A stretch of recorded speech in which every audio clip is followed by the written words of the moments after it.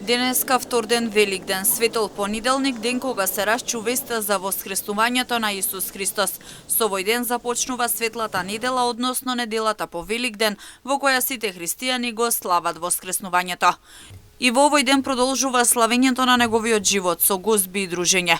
Доколку овој ден го поминете во веселба, радост и добро расположение, таква ќе ви биде и следната година до наредните великденски празници. Откако слугите на правосвештениците израелски го фатија Исус и го предадоа на Пилат со барање да биде распнат, а Пилат, за да им угоди конечно, така и пресуди ако не му најде вина, Господ пострада со смрт на крст. Висеше меѓу двајца разбойници, од кои едниот го похуля, другиот го прослави, спасувајќи се со ова себе си за вечен живот.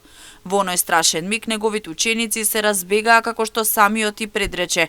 Освен апостолот Јован и мајка му под крст, малку подалеку стоја и неколку жени кои што последните години му служеа со своите имоти. Покрај него тогаш немаше други, освен непријателите и менувачите во неверие. Евангелието пишува за смртта. Јосиф, кој му беше ученик, се осмели го побара од Пилат телото за да го погребе. Го положија во еден нов гроб кој што Јосиф го имаше скроено во карпа. Го затворија влезот со камени заминаа.